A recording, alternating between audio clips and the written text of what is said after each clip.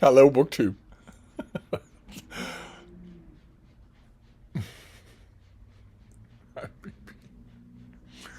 And welcome back to our buddy read of Mr. Scarborough's Family by Anthony Trollope. We are towards the end of this book. I'm reading the whole thing to you word for word with lots and lots of interruptions, and we are up to the happy concluding chapters of the book. Happy, or in this case, also a little melancholy. Trollope only has one last real plot thing to give us, and he doesn't give it to us in this book, in this chapter. This chapter is called Joe Thoroughbung's Wedding. What are you doing? Want to come down here? No? Come down here, baby. There you go. Joe Thoroughbung is marrying one of the sisters of our hero, Harry Annesley. Even though Annesley is heir to the Prospers of Boston Place, and the Thoroughbungs are brewers. Even though that's true, the marriage is still happening. It is clearly a love marriage, and that's what we're getting in this chapter. Trollope was a firm devotee of the idea that a novel should at least in part end with a wedding, or at least the promise of one. So that's what we get in this chapter. While some men die, others are married. The dying, of course, being done by Mr. Scarbourough.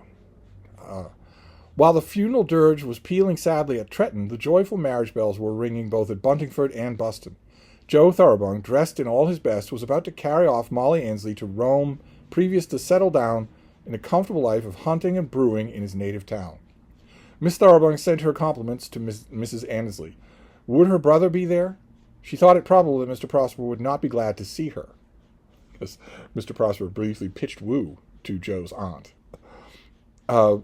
She longed to substitute Peter for Mr. Prosper, but abstained. In her note, she almost calls him Peter, but she's made enough trouble as it is. In such case, she would deny herself the pleasure of seeing Joe turned off. Then there was an embassy sent to the hall. The two younger girls went with the object of inviting Uncle Prosper, but with a desire at their hearts that Uncle Prosper might not come. So you kind of have to invite him. He's the founder of the feast, but nobody wants him there. And Miss Thoroughbung is wondering if he's there, maybe I shouldn't be there. I presume the family at Buntingford will be represented, Uncle Prosper had asked. Somebody will come, I suppose, said Fanny. Then Uncle Prosper had sent down a pretty jeweled ring and said that he would remain in his room. His health hardly permitted of his being present with advantage. So it was decided that Miss Thoroughbung should come, and everyone felt that she would be the troubling spirit, if not the ceremony, at the banquet which would be given afterwards. Miss Thoroughbung was not the only obstacle, had the whole been known. Young Soames, the son of the attorney with whom Mr. Prosper had found it so evil a thing to have to deal, was to act as Joe's best man. Mr. Prosper learned this probably from Matthew, but he never spoke of it to the family. It was a sad disgrace in his eyes that any Soames should have been so far mixed up with the Prosper blood. Young Algy Soames was in himself a very nice sort of young fellow who liked a day's hunting when he could be spared out of his father's office, and whose worst fault it was that he wore loud cravats. But he was an abomination to Mr. Prosper, who had never seen him. As it was, he carried himself very mildly on this occasion. It's a pity we're not to have two marriages at the same time, said Mr. Crabtree, a clerical wag from the next parish. Don't you think so, Mrs. Annesley?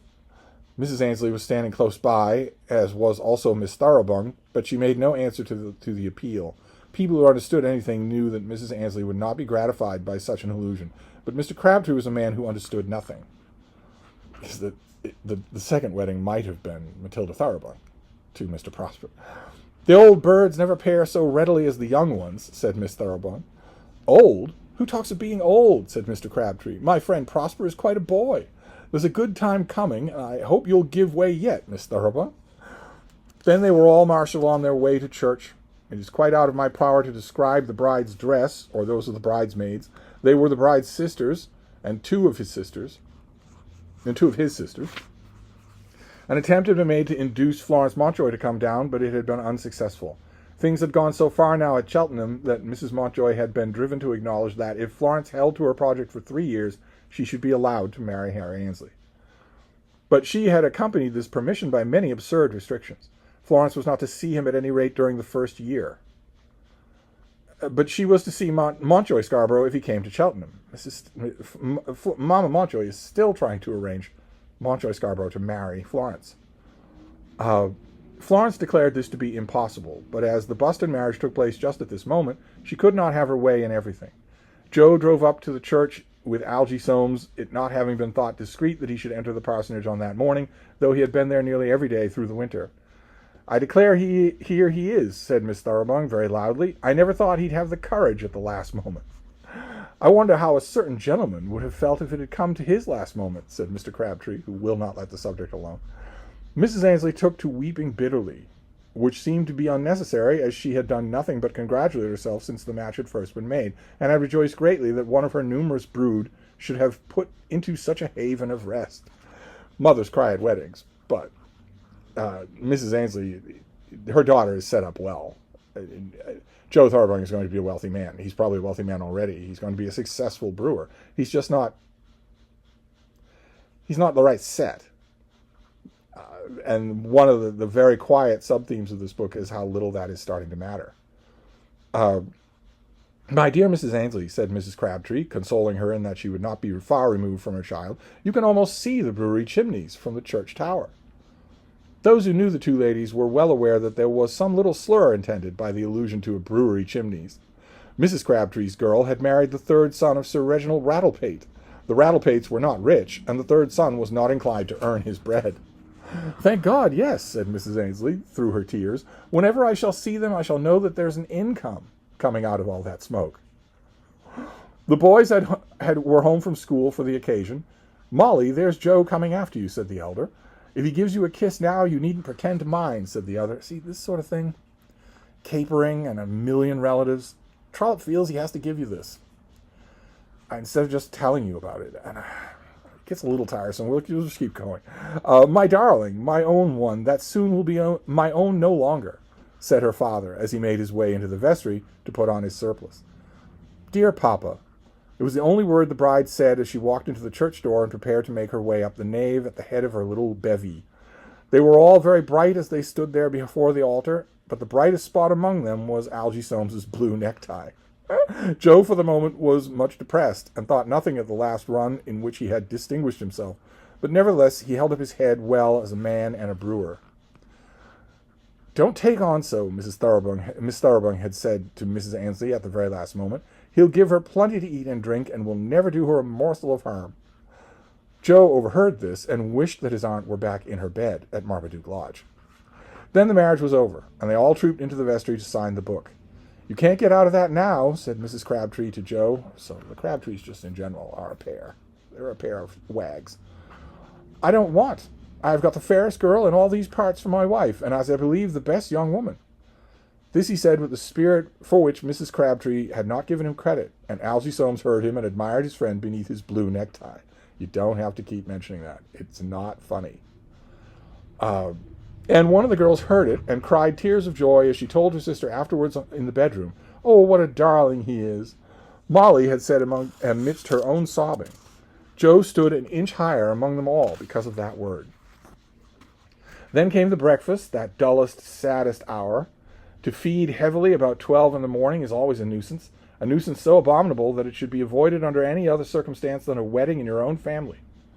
But that wedding breakfast, when it does come, is the worst of all feeding. The smart dresses and bare shoulders seen there by daylight, and the handing people in and out among the seats, the very nature of the food, made up of chicken and sweets and flummery, the profusion of champagne, not sometimes of the very best on such an occasion, and then the speeches. They fall generally to the lot of some middle-aged gentlemen who seem always to have been selected for their incapacity. But there is a worse trouble yet remaining.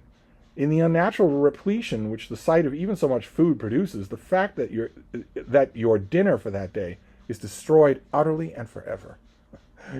How are you going to have dinner as normal at 8 if you're gorging yourself at noon, from noon to 3? Because you humans get full. You don't just keep eating.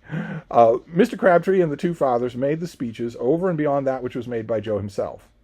Joe's father was not eloquent. He brewed, no doubt, good beer, without a taste in it beyond the malt and hops. No man in the county brewed better beer, but he couldn't make a speech. He got up, dressed in a big white waistcoat and a face as red as his son's hunting coat, and said that he hoped his boy would make a good husband. All he could say was that being a lover had not helped to make him a good brewer. Perhaps when Molly Annesley was brought nearer to Buntingford, Joe mightn't spend so much of his time going to and fro. Perhaps Mr. Joe might not demand so much of her attention. This was the great point he made, and it was received well by all but the bride, who whispered to Joe that if he thought he was to be among the brewing tubs from morning to night, he'd find he was mistaken. Mr. Annesley threw a word or two of feeling into his speech, as is usual with the father of the young lady, but nobody seemed to care much for that. Mr. Crabtree was facetious with the ordinary wedding jests, as might have been expected, seeing as he had been present at every wedding in the county for the last 20 years. The elderly ladies laughed good-humoredly, and Mrs. Crabtree was heard to say that the whole affair would have been very tame, but that Mr. Crabtree had carried it all off. But in truth, when Joe got up, the fun of the day had commenced. For Miss Thoroughbung, though she kept her chair, was able to utter in as many words as her nephew. "I'm sure I'm very much obliged to you for what you've all been saying." "So you ought, sir, for you have heard more good of yourself than you'll ever hear again." "Then I'm more obliged to you. What my people have said about my being so long upon the road." "That's only just what you have told them at the brewery. Nobody knows where you've been." "Molly can tell you all about that." "I can't tell them anything," Molly said in a whisper. "But it comes only once in a man's lifetime," continued Joe, "and dare I say that if we knew all about the governor when he was my age, which I don't remember, he was as spoony as anyone." They're all joshing with each other. It's family talk. It's not all that interesting. "I only saw him once for 6 months before he was married," said Mrs. Thoroughbung in a funereal voice. "He's made up for it since," said Miss Thoroughbung. "I'm sure I'm very proud to have got such a young lady to have come and joined her lot with mine," continued Joe, "and nobody can think more about his wife's family than I do." And all Buston," said the aunt. "Yes, and all Buston. I'm sure we're all sorry for the bride's uncle from Buston Hall had not been able to come here today. You ought to say that, Joe." "Yes, I do say it. I'm very sorry that Mr. Prosper isn't able to be here." "Perhaps Miss Thoroughbung can tell us something about him," said Mr. Crabtree. "Me? I know nothing special. When I saw him last, he was in good health. I did nothing to him to make him keep to his bed. Mrs. Crabtree seemed to think that I've got your uncle in my keeping. Molly, I beg you to say that I'm not responsible." It must be allowed that amidst such free conversation it was difficult for Joe to shine as an orator. But as he had no such ambition, perhaps the interruptions only served him. But Miss Thoroughbung's witticisms did throw a certain damp over the wedding breakfast. It was perhaps to have been expected that the lady should take her revenge for the injury done to her. It was the only revenge she did take. She had been ill-used, she thought, and yet she had not put Mr. Prosper to a shilling of expense. And there was a present to her a feeling that the uncle had at the last moment been debarred from complying with her small requests in favor of Miss Tickle and the ponies on behalf of the young man who was now sitting opposite her, and that the good things coming from Buston Hall were made to flow in the way of the Ainsleys rather than in her way. She did not regret them very much, but it was not in her nature to be bitter.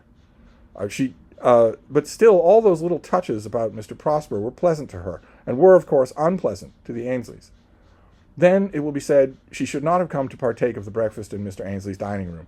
That is a matter of taste, and perhaps Miss Thoroughbung's taste was not altogether refined. Although she is wrong. We know that she's wrong. She doesn't want to admit it. It's the type of thing that no one would ever like to admit. She's the reason that the marriage didn't happen, not that Uncle Prosper was turning his attentions to doing good things for Harry. Not at all. Joe's speech came to an end, and with it his aunt's remarks, and as she left the room, she said a few words to Mr. Annesley. Don't suppose that I am angry, not in the least. Certainly not with you or Harry. I'd do him a good turn tomorrow if I could, and so for the matter of which I would do to his uncle, but you can't expect but what a woman should have to her feelings and express them. Mr. Annesley, on the other hand, thought it strange that a woman in such a position should express her feelings. Then at last came the departure. Molly was taken up into her mother's room and cried over for the last time. "I know I'm an old fool. Oh, Mamma, oh now, dearest Mamma, a good husband is the greatest blessing that God can send a girl, and I do think that he's a good and sterling." "He is, Mamma. I know he is." This is entirely true. Charles doesn't make much of it, but Mrs. Annesley married well. She married a good, solid, true man. He might not be wealthy, but it's a good marriage, a happy home. And it's clear that Molly is going to do the same. And when that woman talks about brewery chimneys, I know what a comfort it is that there should be chimneys and that they should be near. Brewery chimneys are better than a do-nothing scamp that can't earn a meal for himself or his children. And when I see Joe with his pink coat on going to the meet, I thank God that my Molly has got a lad that can work hard and ride his own horse and go out hunting with the best of them. Oh, Mama, I do like to see him then. He is handsome. I would not have anything altered. But, oh, my child, you're going away. She's going a 20-minute walk away. As Mrs. Crabtree says, I shan't be far. No, but you won't be all mine. The time will come when you'll think of your girls in the same way. You haven't done a thing that I haven't seen and known and pondered over. You haven't worn a skirt but that it was dear to me. You haven't uttered a prayer but what I have heard as it went up to God's throne. I hope he says his prayers. I'm sure he does, said Molly, with a confidence more or less well-founded. Now go, and leave me here. I'm such an old stupid that I can't help crying, and if that woman was to say anything more to me about chimneys, I should give her a bit of my mind. Then Molly went down with her traveling hat on, looking twice prettier than she had done during the whole of the morning ceremonies. It is, I suppose, on the bridegroom's behalf that the bride is put forth in all her best looks, just as she is about to become, for the first time, exclusively his own. Molly, on the present occasion, was very pretty, and Joe was very proud. It was not the least of his pride that he, feeling himself to be not quite as yet removed from the bung to the thorough, had married into a family by which his ascent might be matured. It's not all that much, but Joe has married up. He has married a daughter-in-law, he's married a connection with the closest thing to the local landed gentry. Although I bet that he ends up making more money than Buston Hall brings in. And then, as they went, came the normal shower of rice to be picked up in the course of the next hour by the vicarage fowls, and not by the London beggars. And the air was darkened by a storm of old shoes. In London, white satin slippers are the fashion, but Buston and Buntington combined could not afford enough for such missiles, and from the hands of the boys, black shoes and boots, too, were thrown freely. There go my best pair, said one of the boys as the chariot was driven off, and I don't mean to let them lie there. Then the boots were recovered and taken up to the bedroom. Yeah, a whole paragraph of people throwing boots and shoes at the bridegroom. Now that Molly was gone, Harry's affairs became paramount at Buston. After all, Harry was of superior importance to Molly, though those chimneys at Buntington could probably give a better income than the acres belonging to the park. But Harry was to be the future Prosper of the county, to assume at some future time the family name, and there was undoubtedly present to all of them at that parsonage a feeling that Harry Annesley Prosper would loom in future years a bigger squire than the parish had ever known before. He had got a fellowship, which no Prosper had ever done, and he had the look and tone of a man who had lived in London, which had never belonged to the Prospers generally. And he was to bring a wife with a good fortune, and one of whom a reputation for many charms had preceded her. And Harry, having been somewhat under a cloud for the last 6 months, was now emerging from it brighter than ever. Even Uncle Prosper could not do without him. That terrible Miss Thoroughbung had thrown a gloom over Buston Hall, which could only be removed, as the squire himself had felt, by the coming of the natural heir. Harry was indispensable, and was no longer felt by anyone to be a burden. It was now the end. See, Tony, you didn't have to dramatize that. You were able just to tell us that in one very good paragraph. But we got the whole of the wedding. It was now the end of March. Old Mr. Scarborough was dead and buried, and Mountjoy was living at Tretton. Nothing had been heard of from his coming up to London. No rushing to the card tables had been announced. That there were to be some terrible internecine law contest between him and Augustus had been declared in many circles, but of this nothing was known at the Buston Rectory. It is assumed that Augustus Scarborough is going to fight the fact that the property is now going to his brother, when it had once been promised to him. Harry had been one day at Cheltenham, and had been allowed to spend the best part of an hour with his sweetheart, but this permission had been given on the understanding that he was not to come again. And now for a month he had abstained. Then had come his uncle's offer, that generous offer under which Harry was to bring his wife to Buston Hall and live there during half the year, and to receive an increased allowance for his maintenance during the other half. As he thought of his ways and means, he fancied that they would be almost rich. Certainly afford a nice place at the lakes for the other half of the year, maybe even Italy. She would have 400 a year, and he as much, and an established home would be provided for them. Of all these good things he had written to Florence, but had not yet seen her since the offer had been made. Her answer had not been as propitious as it might be, and it was absolutely necessary that he should go down to Cheltenham and settle things. The 3 years in his imagination had easily been reduced to 1, which was still, as he thought, an impossible time for waiting. By degrees it came down to 6 months in his imagination, and now to 3, resulting in an idea that they might easily be married in June, so as to have the whole of the summer before them for their wedding tour. "Mother," he said, "I shall be off tomorrow." "To Cheltenham?" "Yes, to Cheltenham. What is the good of waiting? I think a girl may be too obedient of her mother." "It is a fine feeling, which you will be glad to remember, which she possessed." "Supposing that you had declared that Molly shouldn't have married Joe Thoroughbung." "Molly has got a father," said Mrs. Annesley. "Suppose she had none." "I cannot suppose anything so horrible." "As if you and he joined together to forbid Molly." "But we didn't." "I think a girl may carry it too far," said Harry. "Mrs. Mountjoy has committed herself to Mountjoy Scarborough and will not go back from her word. He has again come back to the fore, and out of a ruined man has appeared to the rich proprietor of the town of Tretton. Of course the mother hangs on him still." "You don't think Florence will change?" "Not in the least. I am not a bit afraid of Mountjoy Scarborough and all his property, but I can see that she may be subjected to such annoyance from which I ought to extricate her." "What can you do, Harry?" "Go and tell her so.